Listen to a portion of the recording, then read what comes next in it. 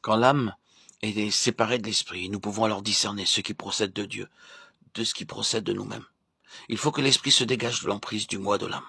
Cela n'est possible que par une attitude de foi à l'égard du Seigneur, en demeurant dans la position et en refusant de répondre aux sollicitations de son âme. C'est le chemin qui conduit à la délivrance et au salut de notre âme. Un autre aspect de la croix commencera après cette séparation. Selon Philippiens 3, la conformité à la mort de Christ. Lorsque la séparation est devenue effective et que le croyant vit et marche dans l'esprit, cette conformité s'accomplit alors que nous demeurons unis à Christ dans sa mort. La croix doit être appliquée de manière constante afin que sur la base de la séparation, tout ce qui relève de l'indépendance ne soit plus possible. Le Saint-Esprit rendra aussitôt évident si telle ou telle chose vient de lui ou de nous. C'est une œuvre absolument indispensable qui doit s'accomplir en chaque enfant de Dieu, afin qu'il parvienne à une véritable expérience de la vie vécue dans l'esprit. Autrement, nous resterons influencés par notre âme et liés à nous-mêmes avec toutes les erreurs et les conséquences qui en découleront. Nous ne pourrons pas chercher ou trouver la volonté de Dieu avant de pouvoir faire la distinction entre l'âme et l'esprit. Cela n'empêchera pas cependant Dieu de nous conduire, mais pour ce qui concerne la recherche de la pensée et de la volonté de Dieu, il est indispensable d'être séparé de soi-même.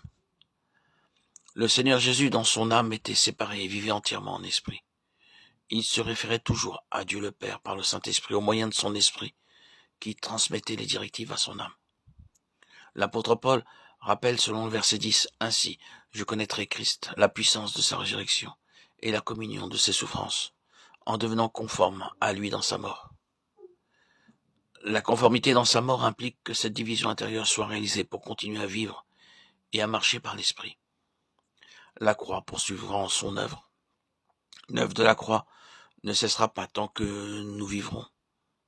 Le Saint-Esprit se sert de la croix comme d'une interdiction à tout ce qui procède de l'homme.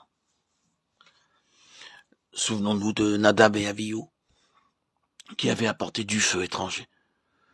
C'est quelque chose qu'ils avaient pensé en eux-mêmes. Le verdict de Dieu fut la mort, et tout ce que nous ferons par nous-mêmes sera sanctionné de la même manière. Ne croyons pas que Dieu retiendra ce que nous faisons. C'est un verdict irréversible. Nous devons vivre et marcher dans l'esprit. C'est ainsi que nous expérimenterons le salut de l'âme, qui deviendra obéissante.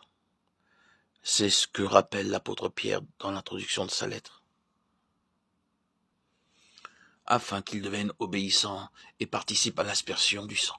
Jour après jour, nous devons apprendre l'obéissance. C'est une attitude quotidienne et continuelle vers laquelle notre cœur doit tendre. Nous n'avons pas de désir pour Dieu sur un plan naturel. Et ce que nous désirons pour lui doit venir de lui. Il y a encore en nous beaucoup de liens qui doivent être coupés les uns après les autres. Ce n'est pas l'œuvre d'un jour et durant toute notre vie. La croix agira, si nous le lui permettons.